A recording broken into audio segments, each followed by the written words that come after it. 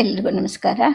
K V Iyer ಅವರ ಶಾಂತಲಾ ಕಾದಂಬರಿಯನ್ನು ಮತ್ತೆ ಮುಂದುವರಿಸೋಣ. ಅರಮನೆಯಲ್ಲಿ ಶಾಂತಲೆ ಮತ್ತು ಲಕ್ಷ್ಮಿಯರ ವೀಣಾವಾದನ ಮತ್ತು ಹಾಡುಗಾರಿಕೆಯನ್ನು ಮಹಾದೇವಿ ಅಕ್ಕ ಅವರು ಏರ್ಪಾಟು ಮಾಡ್ತಾರೆ. ಅದಕ್ಕೆ ಹೋಗೋಕ್ಕೋಸ್ಕರ ಶಾಂತಲಾ ಮತ್ತು ಲಕ್ಷ್ಮಿ ಎಚ್ಚರಿಕೆಯಿಂದ ಅಲಂಕಾರ ಮಾಡಿಕೊಳ್ತಾರೆ. ಶಾರದೆಯನ್ನು ಅರ್ಚನೆ ಮಾಡಿ ಮೇನೆಯಲ್ಲಿ ಕುಳಿತು ಹೊರಡ್ತಾರೆ. ಈ ಕಡೆ ಅರಮನೆಯ ಲಕ್ಷ್ಮೀ ವಿಹಾರ ಸಭಾಂಗಣ ಅವತ್ತು ವಿತರಣೆಯಿಂದ ಅಲಂಕರಿಸಲ್ಪಟ್ಟಿರುತ್ತೆ. ಮಹಾರಾಜರ ಎರಿಯಂಗರ ಕಾಲದಲ್ಲಿ ಮಹಾದೇವಿಯ ಅಕ್ಕನವರಿಗೋಸ್ಕರ ಈ ಭವ್ಯವಾದ ವಿಹಾರವನ್ನು ಕಟ್ಟಿಸಿರ್ತಾರೆ. ಹೊಸದಾಗಿ ಮನೆಗೆ ಬಂದಂತಹ ಹೆಂಡತಿಯನ್ನು ಸಂತೋಷ ಪಡಿಸೋಕ್ಕೆ ಮತ್ತು ತಮ್ಮ ಹೃದಯದಲ್ಲಿ ಇದ್ದಂತಹ ಅನುರಾಗವನ್ನು ವ್ಯಕ್ತಪಡಿಸೋಕ್ಕೆ ಎರಿಯಂಗ ಅವರು ಅಪಾರ ದ್ರವ್ಯವನ್ನು ವೆಚ್ಚ ಮಾಡಿ ಈ ವಿಹಾರವನ್ನು ಕಟ್ಟಿಸಿರ್ತಾರೆ. ನವವಧು ದೂರ ದೇಶದವಳು ತವರನ್ನು ನೆನೆದು ಹಂಬಲಿಸ್ತಾಳೆ ಅಂತ ಹೇಳಿಬಿಟ್ಟು ಅವರು ಕುಬೇರನ ವೈಭವ ಸ್ಥಾನ ಇದ್ದ ಹಾಗೆ ಇರಬೇಕು ಅಂತ ಯೋಚನೆ ಮಾಡಿ ದೇಶದ ಉತ್ತಮ ಶಿಲ್ಪಿಗಳನ್ನು ಕಲಾವಿದರನ್ನು ಕರೆಸಿ ಈ ವಿಹಾರವನ್ನು ನಿರ್ಮಾಣ ಮಾಡಿರ್ತಾರೆ. ಇವತ್ತಿನ ದಿವಸ ಅದೇ ಸಭಾಂಗಣ ನೂರಾರು ಸಾವಿರಾರು ಸುಗಂಧ ತೈಲ ದೀಪಗಳಿಂದ ಜಾಜ್ವಲ್ಯಮಾನವಾಗಿರುತ್ತೆ. ಹಾಸಿದ್ದ ರತ್ನ ಕಂಬಳಿಗಳಿಂದ ಕಟ್ಟಿದ್ದ ಬಣ್ಣ ಬಣ್ಣದ ಬಗೆ ಬಗೆಯ ಹೂತೋರಣಗಳಿಂದ ಸಾರಣೆ ಕಾರಣೆಗಳಿಂದ ಬಹಳ ಶೋಭಾಯಮಾನವಾಗಿ ಕಂಗೊಳಿಸ್ತಾ ಇರುತ್ತೆ. ಆಹ್ವಾನಿತಿಯರೆಲ್ಲ ಈಗಾಗಲೇ ಬಂದು ತಮಗೋಸ್ಕರ ಏರ್ಪಾಟ್ ಮಾಡಿದ್ದ ಸ್ಥಾನದಲ್ಲಿ ಕೂತಿರ್ತಾರೆ. ಸಭೆ ಮಧ್ಯದಲ್ಲಿ ಎತ್ತರವಾಗಿ ನಿರ್ಮಿಸಿದ್ದ ವೇದಿಕೆ ಮೇಲೆ ಇಬ್ಬರು ವೈಣಿಕೆಯರಿಗೆ ಸ್ಥಳ ಏರ್ಪಾಟಾಗಿರುತ್ತೆ. ಹಾಡಿ ನುಡಿಸೋಂತಹ ಪುಣ್ಯವತಿಯರು ಯಾರಿರಬಹುದು ಅಂತ ಸಭೆಯೆಲ್ಲ ಕಾದು ನೋಡ್ತಾ ಇರುತ್ತೆ. ಆಗ ಅಕ್ಕ ತಂಗಿಯರ ಹಾಗೆ ಇದ್ದಂತಹ ಗಂಧರ್ವ ಕನ್ಯೆಯರಿಬ್ಬರು ಚೇಟಿಯರು ದಾರಿ ತೋರಿಸ್ತಾ ಇರ್ತಾರೆ. ಮೃದು ಹಾಸದಿಂದ ಮೃದು ನಡಿಗೆಯಿಂದ ಬಂದು ವೇದಿಕೆಯನ್ನು ಹತ್ತಿ ಸುತ್ತ ನೋಡಿ ಶ್ರೇಷ್ಠಾಸನದಲ್ಲಿ ಕೂತಿದ್ದಂತಹ ರಾಜಮಾತೆಗೆ ಮತ್ತು ಹತ್ತಿರದಲ್ಲೇ ಕೂತಿದ್ದ ಮಾಚಿಕ ಬೇವ್ರಿಗೂ ಕೂಡ ವಂದಿಸಿ ಸಭೆಗೂ ನಮಸ್ಕಾರ ಮಾಡ್ತಾರೆ, ಕೂತ್ಕೊತಾರೆ. ಆನಂತರ ಚೇಟಿಯರು ತಂದಿಟ್ಟಂತಹ ವೀಣೆಗಳನ್ನು ಮುಟ್ಟಿ ಕೈಗಳನ್ನು ಕಣ್ಣಿಗೊತ್ಕೊಂಡು ನಮಸ್ಕರಿಸಿ ವೀಣೆಗಳನ್ನು ಕೈಗೆ ತಗೋತಾರೆ. ಸಭೆಯಲ್ಲಿದ್ದವ್ರಿಗೆಲ್ಲರಿಗೂ ಕೂಡ ಇಷ್ಟೊಂದು ಸುಂದರವಾಗಿರ್ತಕ್ಕಂತಹ ಈ ವೈಣಿಕೆಯರು ಯಾವ ದೇಶದವರು, ಬಹುಶಃ ಮಹಾದೇವಿಯ ಅಕ್ಕವರ ದೇಶದವರ ಅನ್ನೋ ಒಂದು ಸಂದೇಹ ಬರುತ್ತೆ. ಮಂಗಳಕರವಾದ ಸರ್ವಾಂಗ ಸುಂದರವಾದ ಮನೋಹರವಾದ ಈ ರೂಪ, ಈ ಬೆಳವಣಿಗೆ ನಮ್ಮ ದೇಶದಲ್ಲಿ ವಿರಳ ಅಂತ ಅಂದ್ಕೊಳ್ತಾರೆ. ತಾಯಿ ಶಾರದೆ ಶಾಂತಲೆ ಮತ್ತು ಲಕ್ಷ್ಮಿಯರಿಗೆ ಅವತ್ತು ಅಷ್ಟೊಂದು ವರ್ಚಸ್ಸನ್ನು ದಯಪಾಲಿಸಿರ್ತಾಳೆ. ರಾಜಮಾತೆಯರಿಗೂ ಕೂಡ ಆ ಕನ್ಯೆಯರ ಅಂದಿನ ವರ್ಚಸ್ಸು ಕಟ್ಟು ಹಾಗನ್ಸುತ್ತೆ. ಬಹಳ ಹೊತ್ತಿನ ಮೇಲೆ ಒಬ್ಬೊಬ್ಬ ಸಂಗಾತಿಯರು ಅವರ ಗುರುತನ್ನು ಹಿಡಿತಾರೆ. ಅರೆ, ಇವ್ರು ಬೇರೆ ಯಾರೂ ಅಲ್ಲ, ನಮ್ಮ ಶಾಂತಲೆ ಮತ್ತು ಲಕ್ಷ್ಮಿ ಅಂತ ಅವರೇ ಪಿಸು ಮಾತಲ್ಲಿ ಪಿಸುಗುಟ್ಕೊಳ್ತಾರೆ. ಎಲ್ಲರಿಗೂ ಆಶ್ಚರ್ಯನೂ ಆಗುತ್ತೆ, ಸಂತೋಷ ಆಗುತ್ತೆ. ಅರೆ, ಇಷ್ಟೊಂದು ರೂಪವತಿಯರ ಈ ಹುಡುಗಿಯರು ಇಲ್ಲೇ ನಮ್ಮ ಅಕ್ಕಪಕ್ಕ ಓಡಾಡ್ತಿದ್ದ ಹೆಣ್ಮಕ್ಳು ನಮಗೆ ಗುರುತು ಸಿಕ್ಲಿಲ್ವಲ್ಲ ಅಂತ ಅನ್ಕೊತಾರೆ. ಈ ಕಡೆ ಶಾಂತಲೆ ಮತ್ತು ಲಕ್ಷ್ಮಿಯರು ಮನಸ್ಸಿನಲ್ಲೇನೆ ಶಾರದೆಯನ್ನು ಪ್ರಾರ್ಥಿಸ್ಕೊತಾರೆ. ವೀಣೆಯ ತಂತಿಗಳನ್ನು ಮೀಟ್ತಲೆ ಶ್ರುತಿ ಕುಂದದೇ ಇದ್ದಂತಹ ಆ ಜೋಡಿ ವೀಣೆಗಳ ಝೇಂಕಾರ ಅಲೆ ಅಲೆಯಾಗಿ ಸಭೆಯೆಲ್ಲವನ್ನು ತುಂಬುತ್ತೆ. ಅಕ್ಕನವರು ಶಾಂತಲೆ ವೀಣೆ ನುಡಿಸಿ ಹಾಡೋದನ್ನ ಕೇಳ್ತಾ ಇದ್ದಾರಲ್ಲ, ಮತ್ತ್ಯಾಕೆ ಇಷ್ಟೊಂದು ದೊಡ್ಡ ಸಂಭ್ರಮ ಏರ್ಪಾಟ್ ಮಾಡಿದ್ದಾರೆ? ಇನ್ಯಾವ ಪರೀಕ್ಷೆ? ರಾಜಮಾತೆಯವರ ಮನಸ್ಸಲ್ಲಿ ಏನಿದೆಯೋ ಏನೋ. ದಿನೇಶ, ಈ ಇಬ್ಬರು ನಿನ್ನ ಮಕ್ಕಳು. ತಾಯಿ ಶಾರದೆ ಈ ಮಕ್ಕಳಿಗೆ ಇವತ್ತು ಧೈರ್ಯವನ್ನು ಕೊಡಲಿ, ಕಂಠಶ್ರೀಯನ್ನು ಕೊಟ್ಟು ಕಾಪಾಡು ಅಂತ ಬಿಟ್ಟು ಮಾಚಿಕಬ್ಬೆ ಪ್ರಾರ್ಥನೆ ಮಾಡ್ತಾ ಇರ್ತಾರೆ. ಶಾಂತಲೆ ಮತ್ತು ಲಕ್ಷ್ಮಿ ಕೂತಿದ್ದಂತಹ ವೇದಿಕೆಯ ಮುಂಭಾಗದ ಉಪ್ಪರಿಗೆಯಲ್ಲಿ ಬಣ್ಣದ ಪಟ್ಟು ಪರದೆ ಹಿಂದೆ ಇಡಲ್ಪಟ್ಟಿದ್ದಂತಹ 3 ಉತ್ತಮ ಆಸನಗಳಲ್ಲಿ ಪ್ರಭುಗಳು, ಗಂಗರಾಜರು ಮತ್ತು ಹೇಮಾದ್ರಿಯವರು ಕೂತಿರ್ತಾರೆ. ಪರದೆನಲ್ಲಿ ಒಂದು ಕೃತ್ರಿಮವಾದ ಸೀಳು ಮಾಡಿರ್ತಾರೆ. ಆ ಸೀಳಿನ ಮುಖಾಂತರ ಪ್ರಭುಗಳು ಸಭೆಯನ್ನು ಮತ್ತು ವೈಣಿಕೆಯರನ್ನು ಚೆನ್ನಾಗಿ ನೋಡಬಹುದಾಗಿರುತ್ತೆ. ಈ ಕಡೆ ಈ ಹೆಣ್ಣು ಮಕ್ಕಳು ಮೊದಲಿಗೆ ವಿಘ್ನೇಶ್ವರ ಸ್ತವ, ಆನಂತರ ಶಾರದಾ ಸ್ತವ, ಆಮೇಲೆ ಶಿವಸ್ತುತಿ, ವಿಷ್ಣು ಸ್ತುತಿಗಳನ್ನು ನುಡಿಸ್ತಾರೆ, ಹಾಡ್ತಾರೆ. ಶ್ಲೋಕ, ವೃತ್ತ, ಗೀತೆ, ನೃತ್ಯ ಸಾಹಿತ್ಯವನ್ನು ಮನೋಹರವಾಗಿ ಹಾಡಿ ನುಡಿಸ್ತಾರೆ. ಸಮವಯಸ್ಸಿನ ಅತುಲ ರೂಪ ಸಂಪತ್ತಿದ್ದಂತಹ ಗಂಧರ್ವ ಕನ್ನಿಕೆಯರಂತಿದ್ದಂತಹ ಆ ಹೆಣ್ಣು ಮಕ್ಕಳು ಅನೇಕ ವರ್ಷಗಳು ಸಹಪಾಠಿಗಳಾಗಿ ಶ್ರಮಸಾಧ್ಯವಾದ ವಿದ್ಯೆಯನ್ನು ಅಭ್ಯಾಸ ಮಾಡಿರ್ತಾರೆ. ಹಾಗಾಗಿ ದೇವದತ್ತವಾದ ಕೋಮಲ ಕಂಠಶ್ರೀಗಳನ್ನು ವೀಣೆಯ ಝೇಂಕೃತಿ ಜೊತೆಗೆ ಮೇಳಿಸಿ ಹಾಡಿದಾಗ ಆಕಾಶದಲ್ಲಿದ್ದ ದೇವತೆಗಳು ಕೂಡ ನಿಂತು ಕೇಳ್ತಾ ಇದ್ದಾರಾ ಅನ್ಸುತ್ತೆ. ಇನ್ನು ನರಮನುಷ್ಯರು ನಾದಪರವಶರಾಗದಿರೋಕ್ಕೆ ಸಾಧ್ಯನಾ? ಹಾಗೇನೆ ಅವರ ಆ ಗಾಯನ ಸಭೆಯಲ್ಲಿದ್ದವರ ಎಲ್ಲರನ್ನು ಮೋಹಗೊಳಿಸುತ್ತೆ. ಮಕ್ಕಳಿಬ್ಬರ ಅನೇಕ ವರ್ಷಗಳ ಸಾಧನೆ ತಪಸ್ಸು ಒಂದು ರೂಪದಲ್ಲಿ ಅವತ್ತು ಸಿದ್ಧಿಸ್ತು ಅಂತಲೇ ಹೇಳಬಹುದು. ಪ್ರಭುಗಳು ಕೂಡ ಇದನ್ನೆಲ್ಲ ಕೇಳ್ತಾರೆ, ನೋಡ್ತಾರೆ, ಸಂತೋಷ ಪಡ್ತಾರೆ. ಗಂಗರಾಜರು ಮತ್ತು ಹೇಮಾದ್ರಿಗಳಿಗೂ ಕೂಡ ಪ್ರಭುಗಳ ಸಂತೋಷ ಅರ್ಥ ಆಗತ್ತೆ. ಗಾಯನ ಮುಗಿಯುತ್ತೆ. ಅರಮನೆಯ ಕಟ್ಟಳೆಯ ಮುತ್ತೈದೆಯರಿಬ್ಬರು ವೇದಿಕೆ ಮೇಲಕ್ಕೆ ಬರ್ತಾರೆ. ಅಲ್ಲಿಟ್ಟಿದ್ದಂತಹ ಶಾರದಾ ವಿಗ್ರಹಕ್ಕೆ ಆರತಿ ಬೆಳಗ್ತಾರೆ. ಹಾಗೆ ಹೆಣ್ಣು ಮಕ್ಕಳಿಗೆ ಯಾರೊಬ್ಬರ ಕೆಟ್ಟ ಕಣ್ಣು ತಾಗದೇ ಇರಲಿ ಅಂತ ಹೇಳ್ಬಿಟ್ಟು ರಕ್ಷೆ ಇಡ್ತಾರೆ. ಆನಂತರ ಆ ಕನ್ಯೆಯರಿಬ್ರು ವೇದಿಕೆಯಿಂದ ಇಳಿದು ಬರ್ತಾರೆ. ರಾಜಮಾತೆಯವರಿಗೆ ಮತ್ತು ತಾಯಿ ಮಾಚಿಕಬ್ಬೆಯವರಿಗೂ ಕೂಡ ವಿನಯ ಭಕ್ತಿ ವಿಶ್ವಾಸಗಳಿಂದ ನಮಸ್ಕಾರ ಮಾಡ್ತಾರೆ. ಸಹೃದಯು ರಸವಂತಿಯು ಆದ ರಾಜಮಾತೆ ಆನಂದಾತಿಶಯದಿಂದ ಶಾಂತಲೆ ಲಕ್ಷ್ಮಿಯರನ್ನ ಸಮವಾಗಿ ಆಲಂಗಿಸ್ಕೊಳ್ತಾರೆ, ಆನಂದ ಪಡ್ತಾರೆ. ಮಾಚಿಕಬ್ಬೆ ಮಕ್ಕಳ ತಲೆ ಮೇಲೆ ಕೈ ಇಟ್ಬಿಟ್ಟು, ನೀವಿಬ್ರು ಶಾರದೆ ಮಕ್ಕಳು, ಆ ತಾಯಿ ಇವತ್ತು ತನ್ನ ಮಕ್ಕಳನ್ನ ಚೆನ್ನಾಗಿ ಕಾಪಾಡಿಕೊಂಡ್ಲು ಅಂತ ಹರಿಸ್ತಾರೆ. ಆ ನಂತರ ಸಭೆಯಲ್ಲಿ ಇದ್ದವ್ರಿಗೆ ಹೂವು ಗಂಧ ವೀಳ್ಯ ಹಂಚಿಕೆ ಆಗತ್ತೆ. ಅವರೆಲ್ಲ ತಮ್ಮ ತಮ್ಮ ಮನೆಗಳಿಗೆ ತೆರಳುತ್ತಾರೆ. ದಾರಿ ಉದ್ದಕ್ಕೂ ಪ್ರತಿಯೊಬ್ಬರದ್ದು ಮಾತುಗಳು ಅಂದರೆ ಶಾಂತನೆ ಲಕ್ಷ್ಮಿ ಹಾಡಿ ನುಡಿಸಿದ್ದರ ಬಗ್ಗೆ, ಅವರ ರೂಪ ಲಾವಣ್ಯಗಳ ಪ್ರಶಂಸೆ ಬಗ್ಗೆ. ತಮ್ಮ ಹೆಣ್ಣು ಮಕ್ಕಳು ಕೂಡ ಹೀಗೆ ವೀಣೆ ನುಡಿಸಿ ಹಾಡಕ್ಕೆ ಕಲಿಬೇಕು ಅಂತ ಎಷ್ಟೋ ಜನ ತಾಯಂದ್ರು ಆ ಕ್ಷಣನೇ ನಿರ್ಧಾರ ಮಾಡಿಬಿಡ್ತಾರೆ. ಗಾಂಧರ್ವ ವಿದ್ಯೆ ಶ್ರಮ ಸಾಧ್ಯ ಮಾತ್ರ ಅಲ್ಲದೆ ಪೂರ್ವ ಪುಣ್ಯ ಇದ್ದವರಿಗೆ ಮಾತ್ರ ಸಿದ್ಧಿಸುತ್ತೆ ಅನ್ನೋದು ಆ ಹೆಣ್ಣು ಮಕ್ಕಳಿಗೆ ಅರಿವಾಗದು. ಈ ಕಡೆ ಗಂಗರಾಜರು ಮತ್ತು ಹೇಮಾದ್ರಿಗಳು ಪ್ರಭುಗಳಿಗೆ ವಂದಿಸ್ತಾರೆ, ತಮ್ಮ ತಮ್ಮ ಮನೆಗಳಿಗೆ ಹೊರಡೋಕ್ಕೆ ಸಿದ್ಧವಾಗಿರ್ತಾರೆ. ಆಗ ಪ್ರಭುಗಳು ತಮ್ಮ ಮುಖದಲ್ಲಿ ಯಾವ ಭಾವವನ್ನು ವ್ಯಕ್ತಪಡಿಸದೆ ಗಂಭೀರವಾಣಿಯಿಂದ ಹೇಳ್ತಾರೆ, ವಾದ್ಯ ಗಾಯನ ತಮ್ಮ ಮನಸ್ಸಿಗೆ ಬಂತ ಅಂತ ಕೇಳಿದಾಗ ಇದನ್ನು ಅರ್ಥ ಮಾಡಿಕೊಂಡ ಭೀಷ್ಮರು ಅದನ್ನು ಪ್ರಭುಗಳ ಅಪ್ಪಣೆ ಕೊಡಿಸ್ಬೇಕು ಅಂತ ಹೇಳ್ತಾರೆ. ಪ್ರಭುಗಳು ನಗ್ತಾರೆ, ಚೆನ್ನಾಗಿತ್ತಲ್ವಾ, ಇಬ್ಬರು ಎಲ್ಲ ವಿಷಯದಲ್ಲೂ ಸಮಸಮವಾಗೇ ಇದ್ದಾರಲ್ವಾ ಅಂತ ಹೇಳಿಬಿಟ್ಟು ಮುಂದೆ ನಡೆದು ಹೋಗ್ತಾರೆ. ಭೀಷ್ಮರಿಗೆ ಆಶ್ಚರ್ಯ ಆಗತ್ತೆ. ಮೂಗಿನ ಮೇಲೆ ಬೆಲ್ಲಿಟ್ಕೊಂತಾರೆ ಅವರು. ಎಲ್ಲರೂ ಅವರವ್ರ ಮನೆಗಳಿಗೆ ಹೋಗ್ತಾರೆ. ಲಕ್ಷ್ಮೀ ವಿಹಾರದಲ್ಲಿ ನುಳಿದವರು ಇಬ್ಬರೇ, ರಜತಾಸನದಲ್ಲಿ ಕೂತಿದ್ದಂತಹ ರಾಜಮಾತೆ ಮತ್ತೆ ಆಕೆ ಹತ್ರನೇ ನಿಂತ್ಕೊಂಡಿದ್ದಂತಹ ಮಾಚಿಕಬ್ಬೆ. ಶಾಂತಲೆ ಮತ್ತು ಲಕ್ಷ್ಮಿಯರು ವೀಣೆಯನ್ನು ನುಡಿಸಿ ಹಾಡಿದ ವೈಖರಿಯನ್ನ ರಾಜಮಾತೆ ಬಾಯಿ ತುಂಬ ಹೊಗಳ್ತಾರೆ. ಆವತ್ತು ನಮ್ಮ ಮುಂದೆ ಹಾಡಿ ನುಡಿಸಿದ್ದಕ್ಕಿಂತ ಇವತ್ತು 100 ಪಾಲು ಚೆನ್ನಾಗಿತ್ತು ಮಾಜಿ. ಸಮವಯಸ್ಕರಾಗಿ ರೂಪ ಗುಣ ವಿದ್ಯೆ ಶೀಲ ಎಲ್ಲದರಲ್ಲೂ ಸಮಸಮವಾಗಿ ಒಬ್ಬರ ಹೃದಯವನ್ನು ಒಬ್ಬರು ಅರಿತುಕೊಂಡಿರೋ ಹಂಗಿದಾರಲ್ಲ ಈ ಮಕ್ಕಳು. ಒಡ ಹುಟ್ಟಿದವರು ಒಡನಾಡಿಗಳು ಮಾತ್ರನೇ ಅಲ್ಲ, ಹೊಂದ್ಕೊಂಡಿರೋ ಅವರ ಮನೋಧರ್ಮಗಳು ಕೂಡ ಅವರ ಆತ್ಮ ಸಾಮೀಪ್ಯವನ್ನು ಸೂಚಿಸುತ್ತೆ ಅಂತ ಹೇಳಿಬಿಟ್ಟು ಪೀಠದಿಂದ ಹೇಳ್ತಾರೆ, ಮಾಚಿ ನಿನ್ನ ಇಷ್ಟು ಚಂದದ ಒಡವೆಯನ್ನ ನಾವು ಕಿತ್ಕೊಳ್ಳೋದಾ ಅಂತ ಹೇಳಿದಾಗ ಮಾಚಿಕಬ್ಬೆ ಅದನ್ನ ನಾನೇ ನಿಮಗೆ ಸಂತೋಷದಿಂದ ಅರ್ಪಿಸ್ತೀನಿ. ಅಕ್ಕ ಅವ್ರ ಹತ್ರ ಇರಬೇಕಾಗಿರೋ ಒಡವೆ ಅದು, ಇನ್ನು ಅಲ್ಲಿ ಹೆಚ್ಚು ಶೋಭಿಸುತ್ತೆ ಅಂತೇಳಿ ಹೇಳ್ತಾರೆ. ಈ ಕಡೆ ಶಾಂತಲೆ ಮತ್ತು ಲಕ್ಷ್ಮಿ ಕೂತಿದ್ದಂತಹ ಮೇನೆ ಮನೆ ಕಡೆ ಸಾಗ್ತಾ ಇರುತ್ತೆ. ಸ್ವಲ್ಪ ಕಾಲ ಇಬ್ಬರು ಮೌನವಾಗಿ ಕೂತಿರ್ತಾರೆ. ಶಾಂತಲೆ ತಾನು ಆವತ್ತು ನುಡಿಸಿದ ಹಾಡಿದ ಎಲ್ಲ ಬಗೆಗಳು ಕೂಡ ಹೂವೆತ್ತದಾಗೆ ಹಗುರವಾಗಿ ಸರಾಗವಾಗಿ ತನ್ನನ್ನೇ ಭ್ರಮೆ ಕೊಡಿಸೋ ಹಾಗೆ ಕೈಗೂಡಿ ಬಂತಲ್ಲ, ಇದಕ್ಕೆಲ್ಲ ತಾಯಿ ಶಾರದೆಯ ಕರುಣೆನೇ ಕಾರಣವಾ ಅಂತ ಮನಸ್ಸಲ್ಲಿ ಆಶ್ಚರ್ಯ ಪಡ್ತಾ ಇರ್ತಾಳೆ. ನನ್ನ ನುಡಿತಕ್ಕೆ ನಡೆ ಕೊಟ್ಟು ಹಾಡಿಗೆ ಧ್ವನಿ ಕೊಟ್ಟು ಮನಸ್ಸಿಗೆ ಉತ್ಸಾಹ ಉಲ್ಲಾಸಗಳನ್ನು ಕೊಟ್ಟು ನಡೆಸಿದವಳು ಲಕ್ಷ್ಮಿ.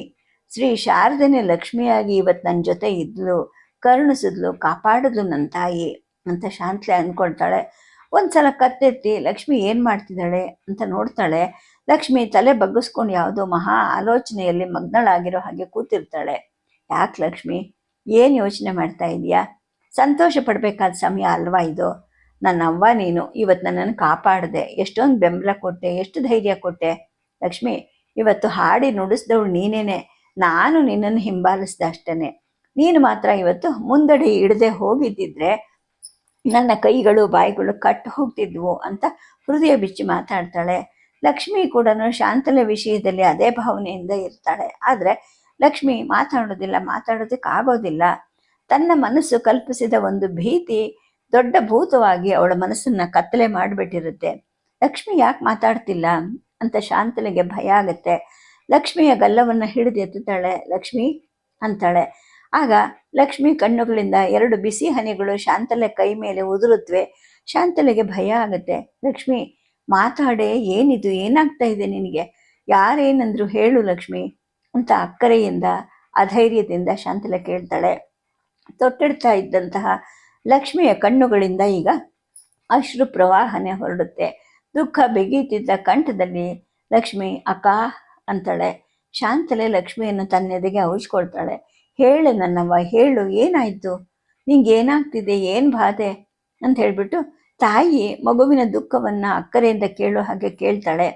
ಲಕ್ಷ್ಮಿ ತಲೆಯಲ್ಲೂ ಕೂಡ ಏನೇನೋ ಯೋಚನೆಗಳು ಹೊಕ್ಕಿರುತ್ತವೆ. ಏನೇನನ್ನ ಮನಸ್ಸಿನಲ್ಲಿ ಕಲ್ಪಿಸ್ಕೊಂಡಿರ್ತಾಳೋ ಏನೋ ಗೊತ್ತಿಲ್ಲ. ಅವಳ ತಲೆ ಎತ್ತಾಳೆ. ಅಕ್ಕ, ನೀನು ರಾಜರನ್ನ ಮದುವೆ ಆಗ್ತೀಯಾ, ಅರಮನೆಗೆ ಹೊರಟೋಗ್ತೀಯಾ, ಇನ್ನು ಅಕ್ಕನ ಸಂಘ ನನಗೆ ದೂರ ಆಗತ್ತಲ್ವಾ, ನಂಗೆ ಬಹಳ ದುಃಖ ಆಗ್ತಿದೆ ಅಂತಾಳೆ. ಅಯ್ಯೋ ಹುಚ್ಚಿ, ಹೀಗಂತ ನಿನಗೆ ಯಾರು ಹೇಳಿದ್ದು? ಇಲ್ಲಿ ಸಲ್ದದ್ದನ್ನೆಲ್ಲ ಕಲ್ಪಿಸ್ಕೊಂಡು ಬಹಳ ದುಃಖ ಪಡ್ತಾ ಇದೆಯಾ ನೀನು ಅಂತ ಶಾಂತಲೆ ಹೇಳ್ತಾಳೆ. ಅಕ್ಕ, ಇದು ಸುಳ್ಳಾಗಬಾರ್ದು ಅಂತ ಲಕ್ಷ್ಮಿ ಹೇಳ್ತಾಳೆ. ಲಕ್ಷ್ಮಿ, ಇದು ನನಗೆ ಸಂಬಂಧಿಸಿದ ವಿಚಾರ ಅಲ್ವಾ, ನಾನಲ್ವಾ ನಿರ್ಧಾರ ಮಾಡೋದು ಅಂತ ಶಾಂತಲೆ ಹೇಳ್ತಾಳೆ. ಹೌದು, ಪ್ರಭುಗಳೇ ಕೈ ನೀಡಿ ಬಂದರೆ ನೀನು ಒಲ್ಲೆ ಅಂತೀಯಾ ಅಂತ ಲಕ್ಷ್ಮಿ ಕೇಳಿದಾಗ ಇನ್ನೇನು ಹೇಳಲಿ ಅಂತ ಶಾಂತಲೆ ಹೇಳ್ತಾಳೆ. ಅಲ್ಲ ಅಕ್ಕ, ಅಂಥ ಮಹಾನುಭಾವರ ಕೈ ಹಿಡಿಯೋಕ್ಕೆ ಜನ್ಮಾಂತರಗಳ ತಪಸ್ಸು ಕೂಡ ಸಾಲದು.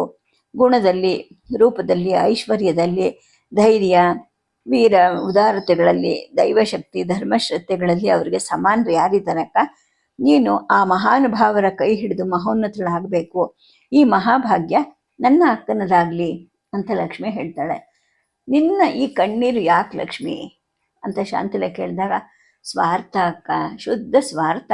ನೀನಿನ್ನು ನನಗೆ ದೂರ ಆಗ್ತೀಯಲ್ಲ ಅನ್ನೋ ಯೋಚನೆ ಅಂತ ಲಕ್ಷ್ಮಿ ಹೇಳಿದಾಗ, ಎಂಥ ಹುಚ್ಚಿ ನೀನು, ಇಲ್ಲದ ಸಂಗತಿಗಳನ್ನು ಕಲ್ಪನೆ ಮಾಡಿಕೊಂಡು ಮನಸ್ಸಿಗೆ ವೃಥಾ ನೋವು ತಂದುಕೊಳ್ತಾ ಇದೀಯಾ ಅಂತ ಶಾಂತಲೆ ಹೇಳ್ತಾಳೆ. ಅಕ್ಕ, ಮಗಳನ್ನು ಧಾರೆ ಎರೆದು ಕೊಟ್ಟು ಕೂಡಲೇ ತಾಯಿ ಹೃದಯ ಕಣ್ಣೀರು ಮಿಡಿಯುತ್ತಲ್ವಾ, ಹಾಗೆ ಈ ನನ್ನ ಕಣ್ಣೀರು ಅಂತ ಲಕ್ಷ್ಮಿ ಹೇಳ್ತಾಳೆ. ಆಗ ಶಾಂತಲೆ ಹೇಳ್ತಾಳೆ, ಲಕ್ಷ್ಮಿ, ನಿನ್ನ ಅಂತಃಕರಣ ಅಪಾರವಾದದ್ದು, ಕಣ್ಣೀರನ್ನು ಒರೆಸ್ಕೋ. ನೀನು ನನ್ನ ತಾಯಿ ಇದ್ದ ಹಾಗೆ. ಶ್ರೀ ಶಾರದೆ ನಮ್ಮಿಬ್ಬರನ್ನ ಅಗಲಿಸ್ತಾಳ? ಹಾಗಾಗಲ್ಲ ಅಂತ ಹೇಳ್ತಾಳೆ. ಆಗ ಲಕ್ಷ್ಮಿ ಹೇಳ್ತಾಳೆ, ಅಯ್ಯೋ ಹಾಗನ್ಬೇಡ ಅಕ್ಕ, ನೀನು ಮಹಾರಾಣಿ ಆಗೋದಕ್ಕೆ ನಮ್ಮ ಸ್ನೇಹ ಅಡ್ಡ ಬರಬಾರ್ದು. ಅಕ್ಕನಿಗೆ ಕಲ್ಯಾಣ ಆದರೆ ನಂಗೆ ಸಂತೋಷ ಅಲ್ವಾ? 16 ವರ್ಷ ಒಟ್ಟಾಗಿದ್ವಲ್ಲ, ಅದರ ಮಾಲ್ಮೆ ಈ ಕಣ್ಣೀರು ಅಷ್ಟೇ. ಇಂದಿಲ್ದಿದ್ರೆ ನಾಳೆ ಅಥವಾ ನಾಳಿದ್ದು ಅಥವಾ ಯಾವತ್ತಾದರೂ ಒಂದು ದಿವಸ ನಿನ್ನ ಮದುವೆ ಆಗಲೇಬೇಕಲ್ವಾ, ಒಬ್ರನ್ನೊಬ್ರು ಆಗಲೇಬೇಕಲ್ವಾ.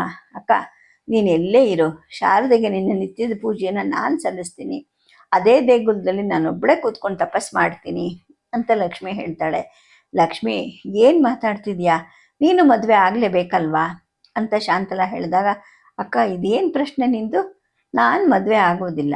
ಈ ಊರಿಂದ, ನಿನ್ನ ಸಾಮೀಪ್ಯದಿಂದ, ತಾಯಿ ಶಾರದೆಯ ಸಾನ್ನಿಧ್ಯದಿಂದ ನಾನು ಖಂಡಿತ ದೂರ ಆಗೋದಿಲ್ಲ ಅಂತ ಲಕ್ಷ್ಮಿ ಹೇಳ್ತಾಳೆ. ಹೀಗೆ ಹೇಳ್ತಾನೆ ಅವಳ ಕಣ್ಣೀರು ಮತ್ತೆ ಕೂಡಿಯಾಗಿ ಹರಿಯುತ್ತೆ. ಅದನ್ನು ಕಂಡು ಶಾಂತಲಿಯ ಕಣ್ಣೀರು ಕೂಡ ಕಟ್ಟೆ ಹೊಡೆದು ಹರಿಯೋಕ್ಕೆ ಶುರು ಆಗುತ್ತೆ. ಅಷ್ಟೊತ್ತಿಗೆ ಮನೆ ಮುಂದೆ ಬಂದು ನಿಂತ್ಕೋತಾರೆ.